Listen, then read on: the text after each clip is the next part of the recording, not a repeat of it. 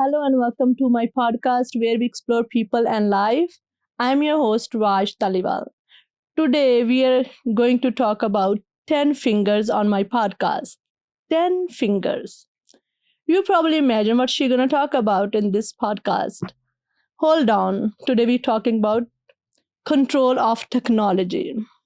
And we all familiar with the technology, especially with our phones. We are all the time hooked up. There is so many studies have been done. Average person use pick their phone only and start using. It takes like 150 times a day they touch their phone. Almost 3 hours. Crazy, 3 hours. And people spend more than that, and we're going to talk about that. And I wanted to ask few questions so you would think about those ones. First one, do we control technology or other way around it? Have we lost patience because of instant access of everything? Scrolling, but can we focus without distracting us? We have so many distractions around us, and we cannot focus with this environment what we have now, and we have to talk about.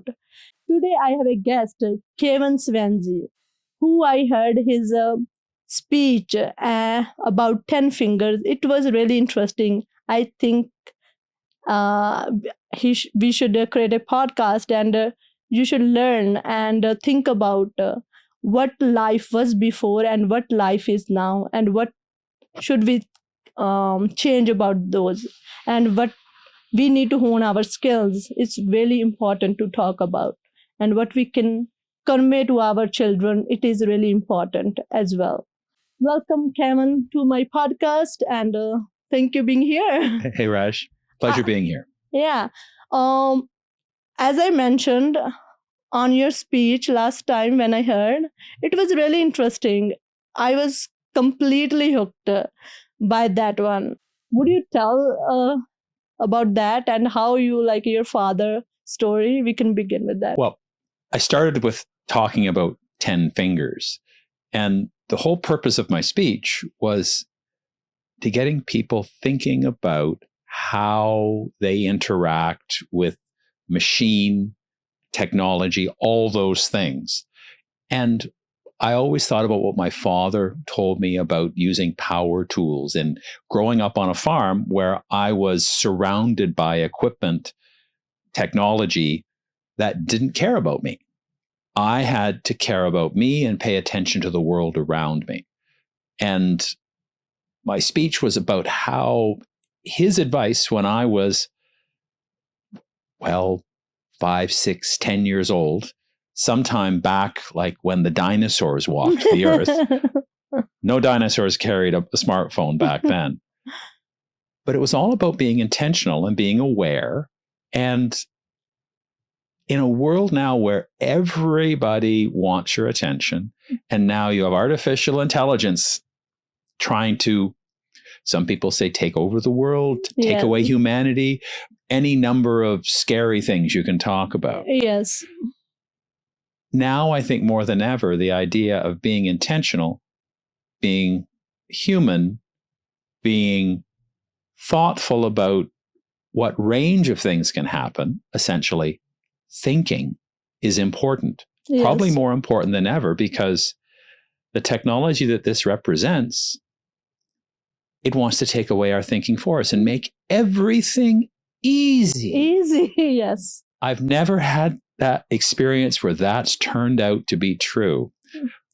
The best things in life usually take some work. Yes, it is true. And when I grew up in India, we didn't have any phones or social media, and the young people who are born in this era, they don't know how to live without these devices, especially phone. We like laptop use for like work or study, but phones, people like we all like scrolling without even thinking, like spending hours. And I think it's really important, what we have learned and what we have seen, we should convey to our next generation, so they should learn how to live without these devices and more hone their skills. And I think as a parents, we should need to take the initiatives to do that. Otherwise, next generation don't know how to live without these devices, and these are really really scary because they don't know how to do communications. I think biggest problem, because they don't know how to introduce themselves, how to start talk, and how to do even cleaning. I think kids have always had trouble with cleaning. Yeah. I'm not going to go there. The one thought that comes to mind is, as you were mentioning all of those things, and I share those concerns.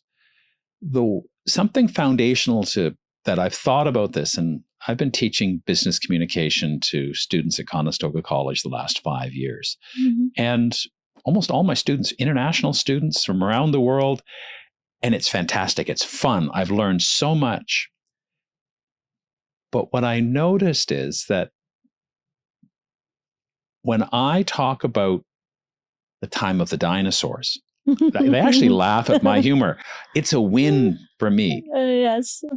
But the truth is, what I've experienced personally the change from we had a telephone on the wall in the farmhouse, and it was a party line. There were other people on that telephone that we used.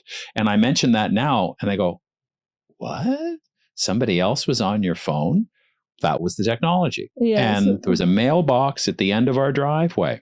We got a newspaper every day. And that's about it. Yes. If I wanted to get a book, I would ask my mother to drive me to the library in a village about a 20-minute drive away, because that's where you would get a book. Yes.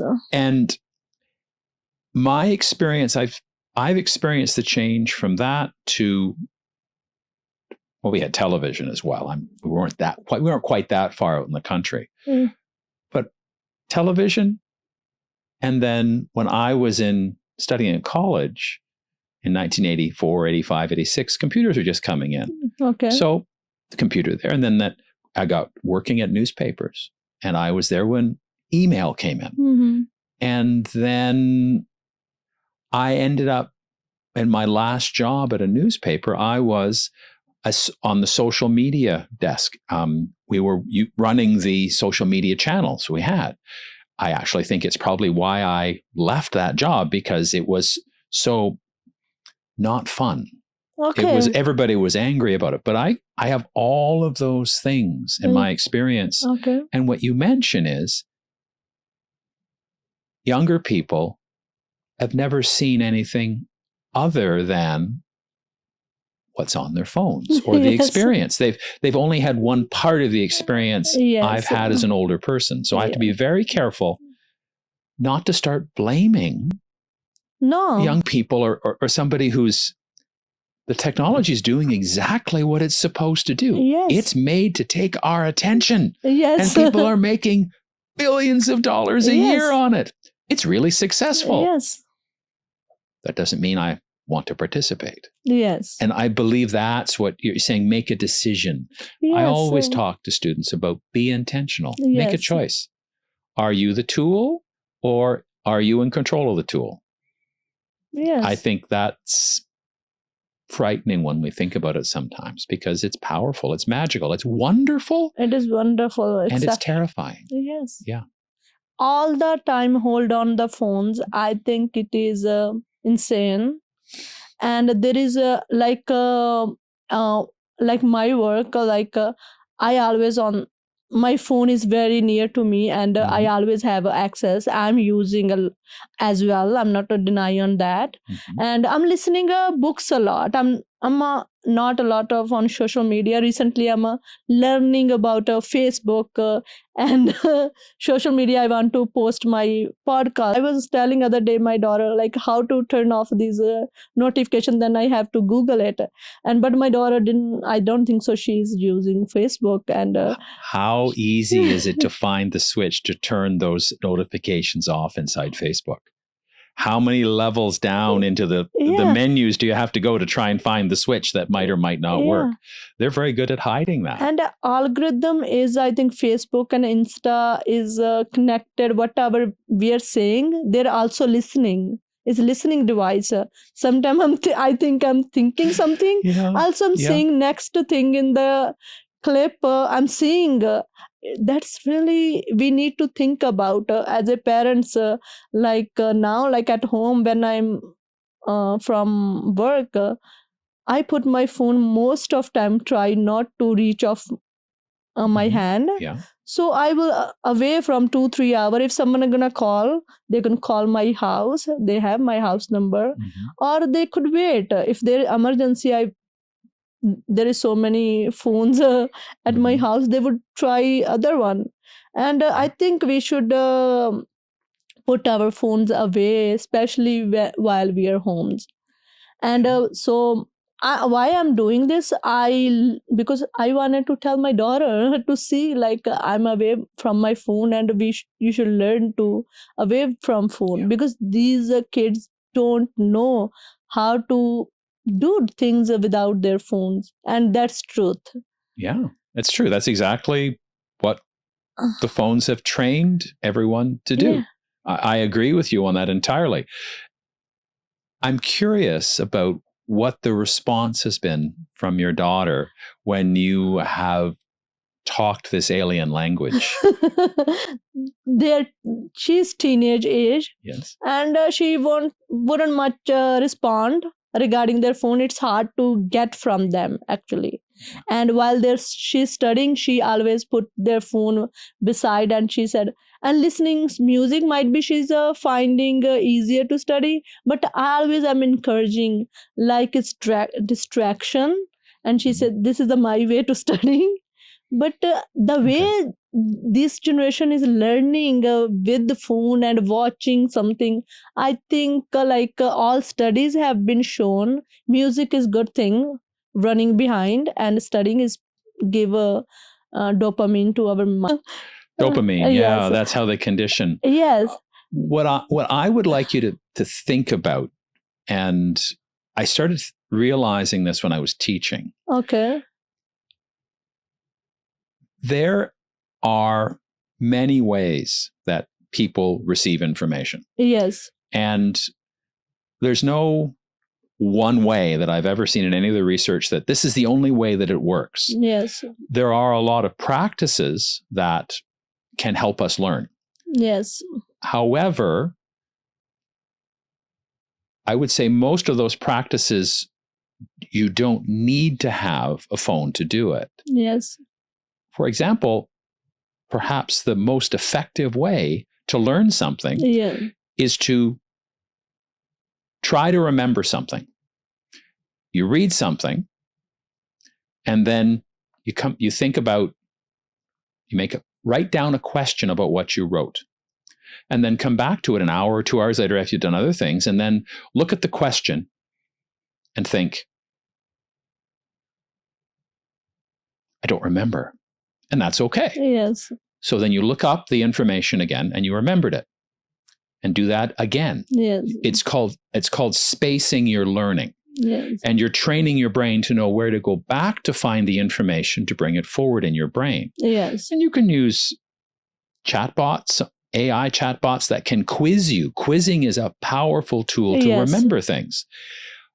Reading something doesn't put it back in your brain. It just keeps it in the front and then it disappears.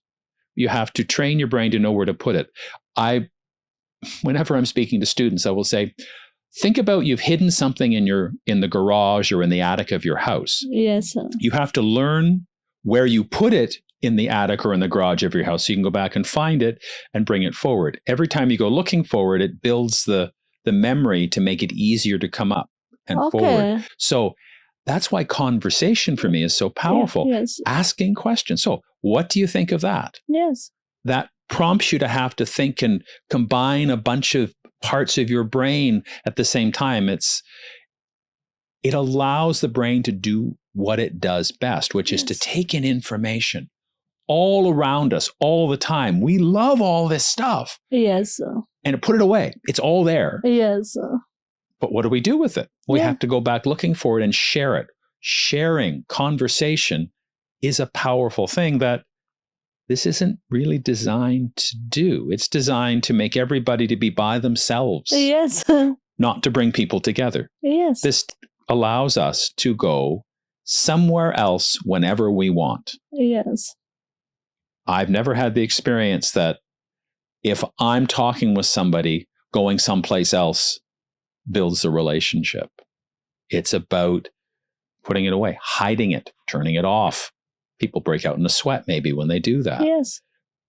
For me, put it away. In our Toastmasters Club, for example, we ask everyone at the beginning of the meeting to either turn their phone off or put it on airplane mode and put it away. Yes. Some people do, some people don't.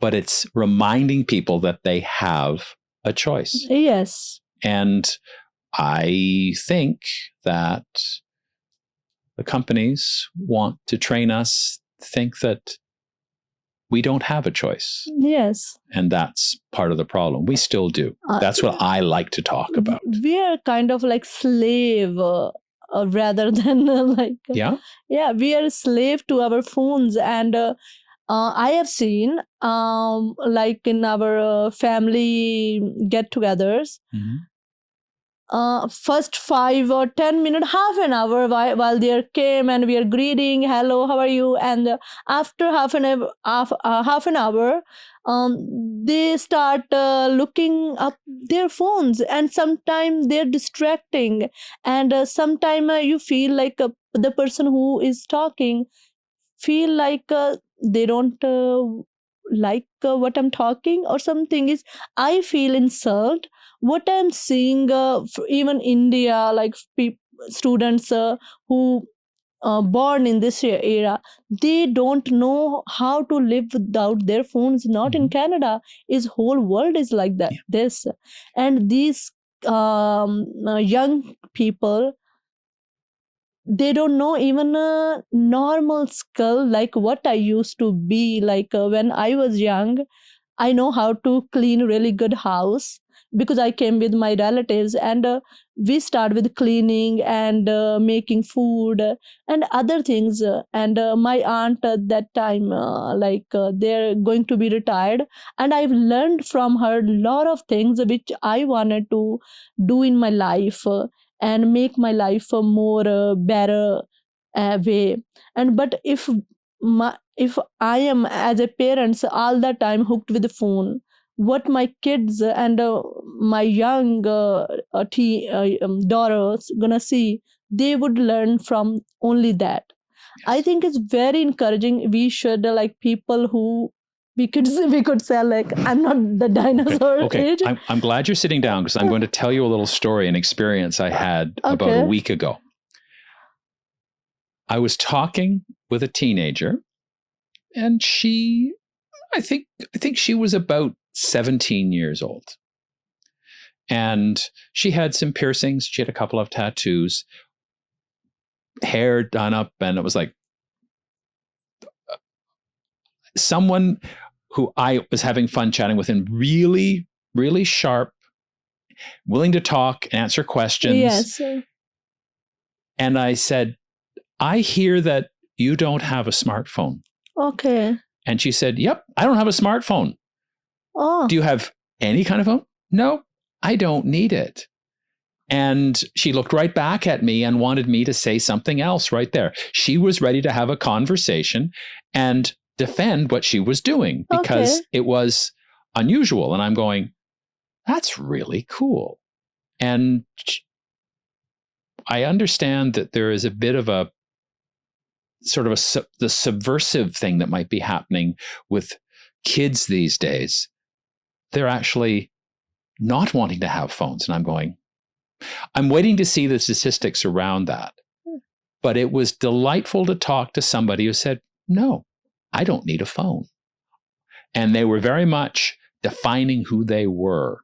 Okay. And I'm going, cool. I'm not so sure whether I would suggest that every teenager to define themselves go out and get tattoos and piercings and everything else, but they were willing to talk about it. Yes. And I don't know if there's a way that she could model for older people to think about what we're talking about today, about the phone. Yes.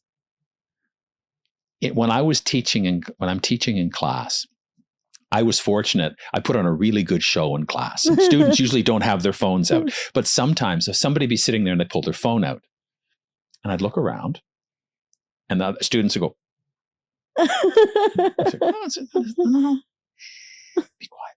I'd walk over. I'd stand right in front of them at their desk.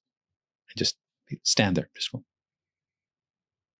I said, no, it's okay. And I say, okay, is everybody healthy and okay? Yes. And they go, what? Well, you picked up the phone in class. It must be an emergency if somebody is trying to call you in class or text you in class. Like, is everybody okay? Is your family okay back home? Yes. And they say, oh, everybody's fine. I was just looking at a WhatsApp thing. I said, oh, okay. What did they say to you? They were asking about dinner tonight. Okay. How important is that for right now? I said, well, not really. I said, okay. Can you put the phone down while we're in class? And then I would go and pull my phone out and say, because, I don't have my phone out, do I? No. The only notification I have on my phone is the ringer, because nobody is going to die if I don't get your text, your WhatsApp, your phone call, anything else. I'm not a brain surgeon. I'm not a cardiac surgeon. Yes. Nobody has to contact me. I can wait. Yes. And the challenge with the technology is it's so instant. We get trained that we have to know everything right now. Yes. I don't think that's important. Sometimes it's worth waiting. And I've always not known a lot of stuff is going on in the world. Yes. I think we've gotten this far without knowing what everybody's having for dinner tonight. Yes. I personally get very weirded out when I see people showing me pictures of the food they're eating, and I'm going, okay, I can't judge, but I don't do it myself. So I get to make a choice. That's how I look at it. Yes. But for me, it's a wonderful tool. Yes. Use it as a tool. I have no desire to have it run my life. Yes. And that's part of what we're talking about today. Yes. And it's frightening because now it's more work, at least from my experience, not to have a phone. Yes. Because everybody expects you to have a phone. It's a cultural thing now. Yes. It's not a technology thing. And having good phone, having brand name phones. And if you don't have I have an Apple. I have an Apple phone, but it's about 6 years old. The battery's dying, and I'm not going to buy a new one. I don't need it. Yeah, that's I think why I wanted to record this podcast. I really believe if we don't see our elders or people around us, the life they live. I have seen my aunt, and she she's now in their 90s. They used to woke up 3 to 4 a.m. and she start with her day taking shower and then praying, then yoga, and then they both my uncle and aunt, they make breakfast and they sit together and watch our Indian thing like prayer thing and conversations. And I've seen and always wanted to wake up around 3 and 4. I knew like when I wake up in the early morning I could done most thing which I could not do during the day, especially exercise. Mhm. And I've seen that I haven't reached that 3 to 4 a.m. Zone, but I will, because I've seen that. And if our kids don't see us, and we not paying attention enough, living without phones, and how could our kids, our next generation would learn this way to live without phones, except they go to the ashram spending $1,000. These days people going certain places, Yeah. and they put videos, and they live like a week or 2 weeks without phone and without any distractions. Why they have to go? Because we make our life not very good, and we living that way, we are not talking about. And one thing, Kevin, I really wanted to emphasize, and I've heard a lot, these kids not listening, these kids are doing like this. They're doing, my daughter is a teenage age, and she going to be adult this year. Even though she wouldn't want to say to her something, I always say what I think is right, and it's up to her, she's taking or not. But I think is listening and telling someone is a nice way, positive way. Have a top 5 suggestions about how to do things? Because I'll share my thoughts about parts of things that I've done that I think can be helpful. Okay. I'd like to hear what's your number one? What's your number one that you think might make things a little better? I have been through last 5 years very hard time with my husband addiction, and we wouldn't spend quality time with the family. We decided to spend an hour at night with the family without devices. And Kevin, you wouldn't believe what I realized. My nephew is 9 year old. When we don't do family time, we called family time at the bedroom. Mhm. And he said, we haven't done family time. Why wouldn't we did today? And I can't go to sleep. Might he doing excuse? But I think it's really impacting him. Rather than I'm seeing my daughter, daughter also want to come and want to do conversation at that night. We do conversation, and that's really meaningful. Sometimes my husband wants to do social media before sleep, and my nephew, he is noticing always. When he said, okay, it's time to sleep, he said, you are on the phone, we haven't done any family time, and we should start again. Awesome. That's wonderful. He's 9 year old, but he's learning. Yep. I think it's working. My experience of raising 3 kids, they saw everything Yes. I did throughout all the years. They just don't admit to it until later on when they are older adults and come back and say, so Dad, why did you do that? You told me about this. And I go, oh, but they do pay attention. Yes. And that to me is really heartening to hear a 9-year-old admonishing an adult for social media. That's cool. Yes. So my first thing that I would encourage everyone to think about with their phone is, why do you have it? What's your intention? What's important about this? If your point of having your phone is to spend 4 hours a day on social media, whether it's Instagram or Reels or TikTok, whatever else, cool. Then ask the next question. What value does that bring for your life? Yes. It's not the phone, it's what we do with it. And for me, I have all the notifications on my phone turned off except for 2. One is a telephone, it'll ring. And the other one is a weather alert. It goes boop, it'll tell me if there's a storm coming or something. That's all I care about.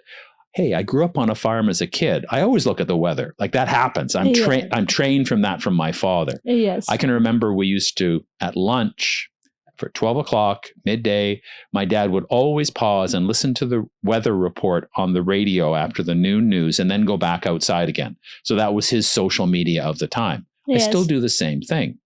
But aside from that, I have to go looking at my phone for something. I rarely catch myself sitting here just going, no, I try not to. But that's also very hard because if we're sitting out in public and everybody has their phone up, we're all reminded of our phones. Yes. We're being trained by everyone else around us too. So I like sitting there and just watching people on their phone. And the cool thing is they don't notice me, so I don't feel the least bit bad. Yes. I say, I wonder what they're looking at over there. I wonder what they're looking at over there. People watching is fun. And then sometimes you get someone to sit down beside you. We'll go, oh, what do you think they're doing over there? I don't know. Get a conversation going talking about people on social media. But that's an intention. Yes. And now I'll give you my next thing about phones, what I do with my phone. I use my phone to remind myself not to use the phone. I have an alarm set every night for 9 o'clock. It goes off and it reminds me, oh, it's time to go to bed. It's time to put away anything I'm doing. And it's time to go do some exercise and then brush my teeth and then go to bed and go to sleep. So I use my phone to remind me of that. And I think part of what happens inside my mind is it's now a tool to tell me to do something else as opposed to look in. It tells me to go away. That's how I'm processing it in my mind. And it's working. It's a reminder. Oh, that's what I have to do. And it's not the phone wants me. I just have to, and then I'll put it down and go someplace else. Although I will sometimes put a podcast on and listen when I'm doing my exercise or something. But I try to use it as a tool to remind me of things, as opposed to tell me what to do. And it's difficult. Yes. And it's magic. It's wonderful. If someone had described this to me 30 years ago, I wouldn't have believed it. You can't do all that stuff. And there's like a science fiction TV show. Yes. It would be like when I watched the original Star Trek series, they had what looked like iPads now that they would write on and everything else with a stylus. And it was like, that's magic. Yes. Magic is here. Yes. What do we do with it? Yes. Before people pay attention on their handwriting, and these days, no, there is no handwriting at all. Like people don't know how to write. That's a sad kind of thing. What would happen if technology gone or vanished from this world? Never know. Like what would happen next? And we don't know how to do things. That's really sad. We would just make one of these out of stone and look at it all day long, right? When we talk about, especially the smartphones, but social media, there's hundreds of different ways to look at it. What I always, in my mind, go back to have empathy for other people, because I don't feel right blaming someone for responding exactly the way the tool wanted me to respond. It's a conditioning process. It's the same thing as when you walk in a casino. Yes. It's the bottomless scroll. Things are going on forever. That's shiny. All these things. This is exciting. Dopamine is going in our brains. And we're wired to want more. Yes. And then this makes it easy for us to think that we've connected with people by going like. No, it doesn't. It takes work to get along with people. And this makes it easy to pretend to get along with people. I can't change that. I can only change me. So that's how I look at it in the process. I think that's why I think a relationship too hard. People don't want to spend time together, and they all the time on phones, and they don't know how to communicate, how to pay attention on those things, and they don't put that much effort. That's why there's so much depression and so much psychologically issues going on around us. I think is very considerable and very serious issue. And I think not even teenage, like we all hooked with our phones. I wanted to do, like one day I wanted to, I'm training myself each day. I want to stay from my phone unless I'm listening something. I'm listening a lot. So I just use my phone a lot for listening, podcast and books especially. And I don't like to talk on phone a lot and messaging people. Like that's I stop. I'm telling myself I don't want to indulge to these things. And very crucial to talk to people face on face, connect with them. How many people on social media actually have real friends? There is no friend, even though thousand millions. I don't know, but it looks like they do. They do. It looks like they do. It looks really good. Yeah. But they don't have actual friends or families on social media. We see each other picture. We only put something on social media when we feel better, and we don't want to put on social media. I am not the one who, when I feel like really bad, I don't want to put something on social media. You're saying that you don't want to be part of the perfection engine, because that's all it talks about is perfect. It's perfect. It's perfect. But life is not perfect. No, that's not what TikTok says. But I agree with you on your point about that. And the technology shapes how we view the world. Whatever I see on my social media feed, it's taken me a long time to wrap my head around this. If I look at the Facebook feed that Facebook feeds to me, it is different than every one of the other 2 billion users there are on Facebook. That is just for me. I have nothing in common with anybody else here. Yes. And that's kind of scary. How do I share something when this won't even let me share it? And I go, I'd rather talk to somebody, disagree with somebody, but learn how to be respectful in talking back and forth. And when was the last time you had a good argument? No. Nobody can have an argument. People are scared. Yeah. I think there's something to that. Yeah. Because being human, being willing to share your time with somebody else, to me, that's the biggest gift you can give. And then the second most important gift in my mind is being open to receiving that gift. And then it can go around and around and around. I am disheartened to say that it's been a while since I've actually had a rolling conversation that went on for 3 or 4 hours or for an entire evening.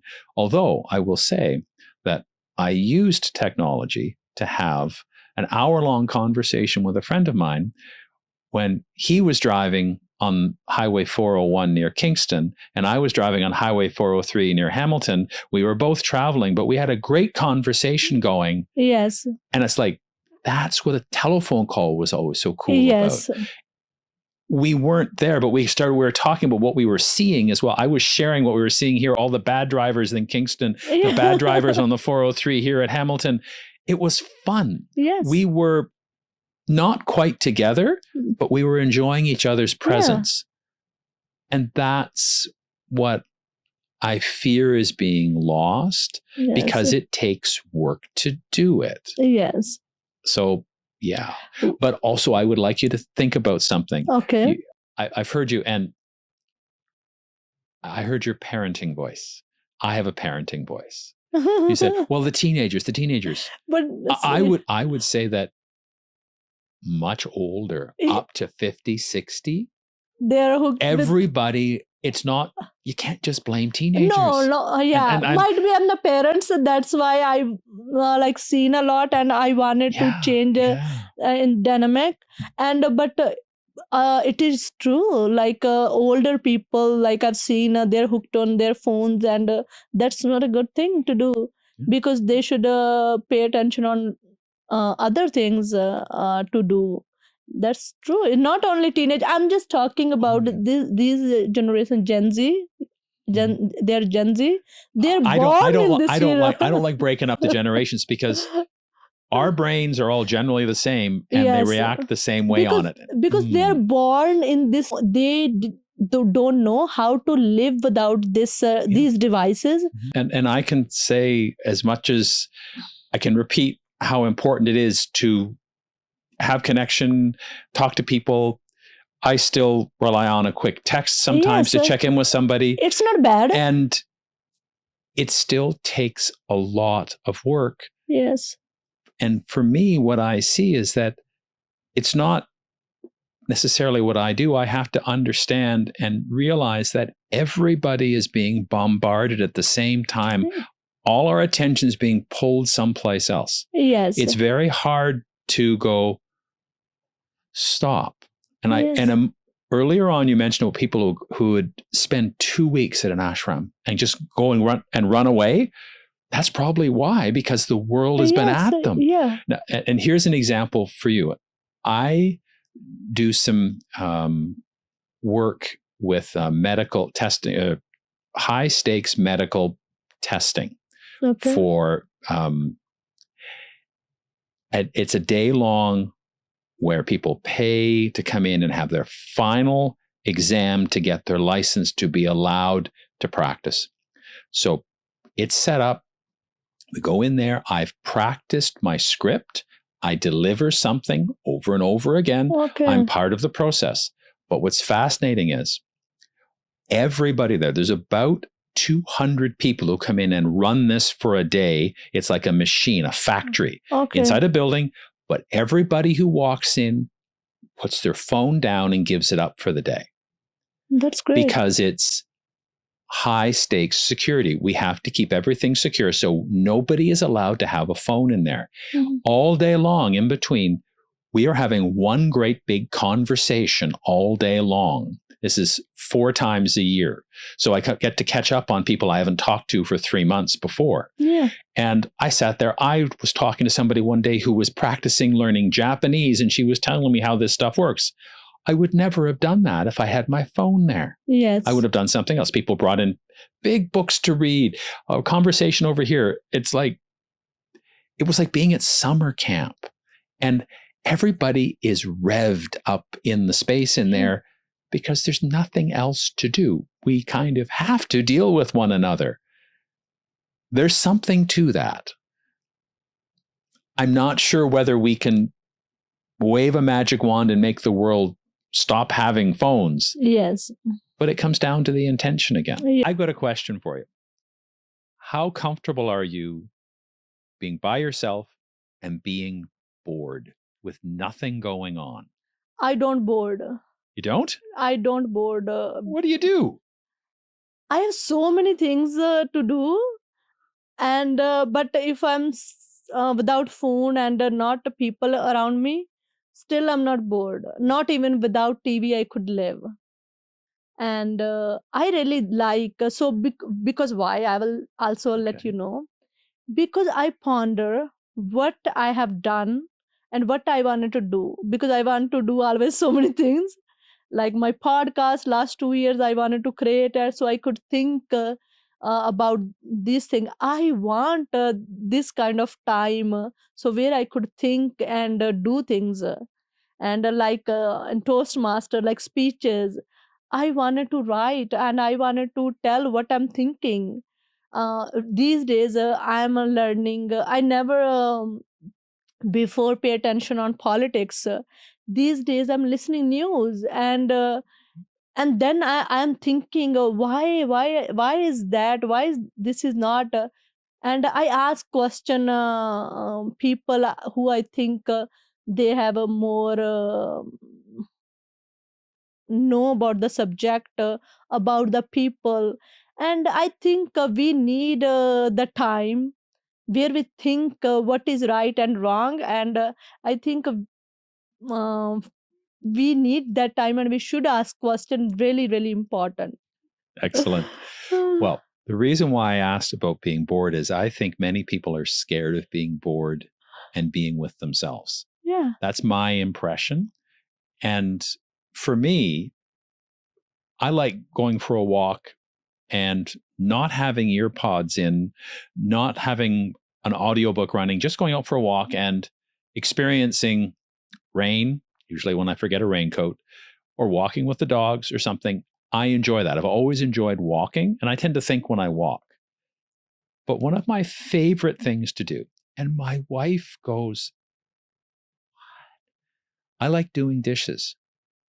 When I'm doing dishes, I'm just doing dishes. I feel the warmth. I feel this. I'm cleaning. It's little. It's for me. It's I float along as I do it. And I like cast iron pans. So every time we have a meal, I have to scrub and clean the cast iron pans. But I find joy in it because this is something, it's going to take this time.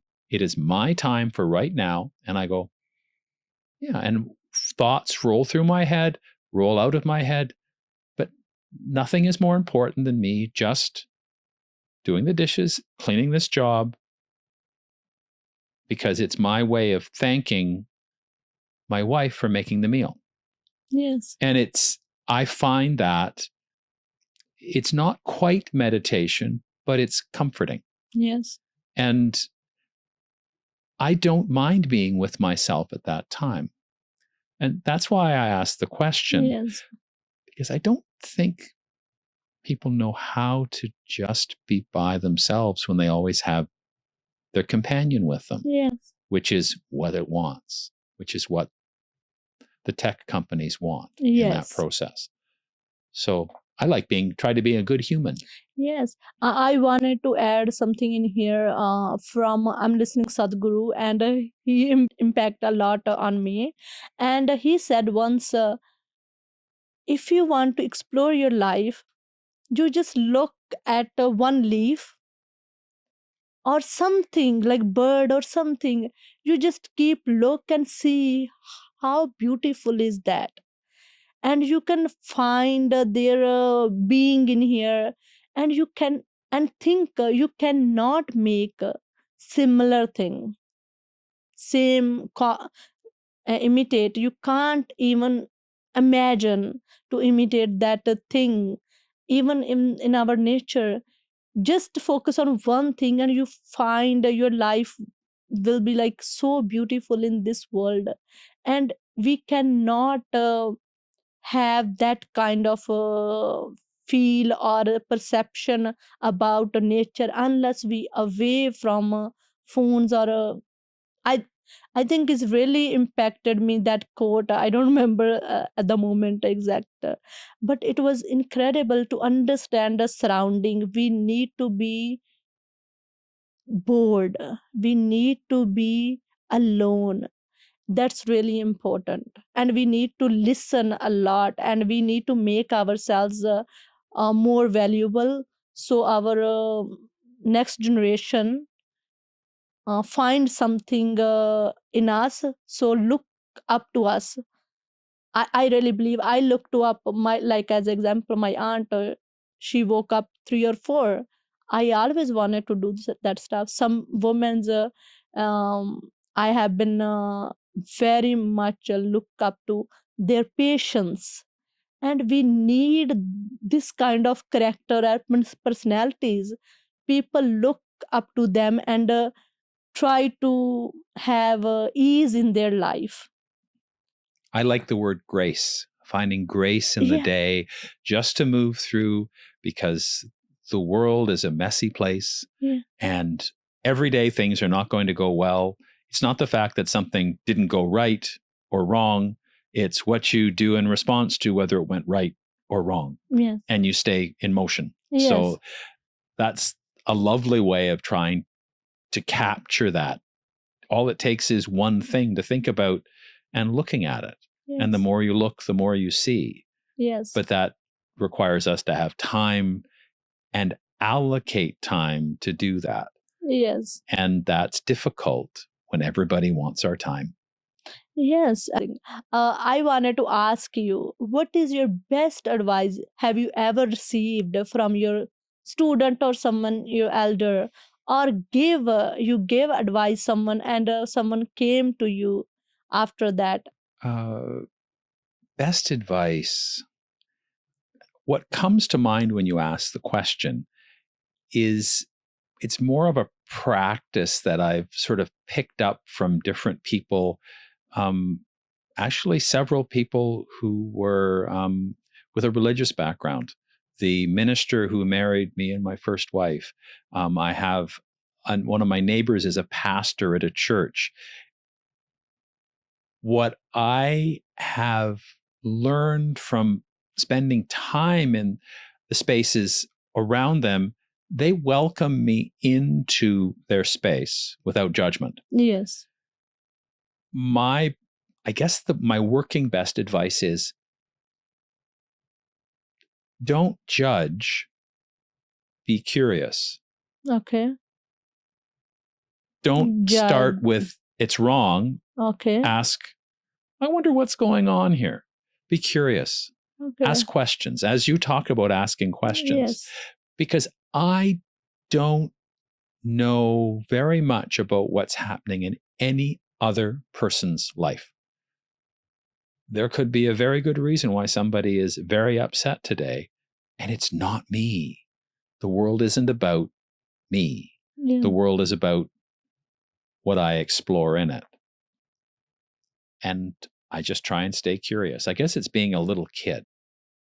When we having conversation with people, people said, I knew everything. I don't want to listen that and this. And I know everything is right and wrong.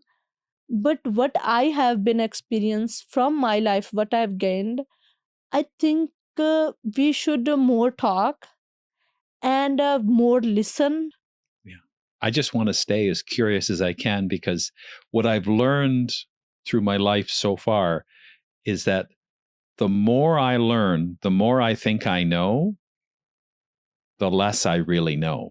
Yes. There's always more. More. And I think staying humble and being ready to learn is a great way to move forward. And I think that captures how we interact with everyone around us. I like Yes. trying to be the best person I can be, Yes. the best human I can be in the process, and know that I'm going to make some mistakes. Yes. And we learning from them. It's really good thing. If I'm smart enough, I'll learn from my mistakes. But I seem to be sometimes doing them over and over and over again because I'm a slow learner. Yes, we are human beings as well. Like I have made I have made mistakes and I've learned from them. And I always like tell myself should have better. But I think okay, if I wouldn't made those decisions, my life wouldn't be like this. I wouldn't be think like that. For that. Thank you for being on my podcast. My pleasure. Happy to be here. Okay, thank you. Thank you for watching today's episode with Kevin. If you like this episode and find interesting, please like and subscribe my channel and please leave messages. And if you find interesting, and I will put effort for my next episode. Thank you very much.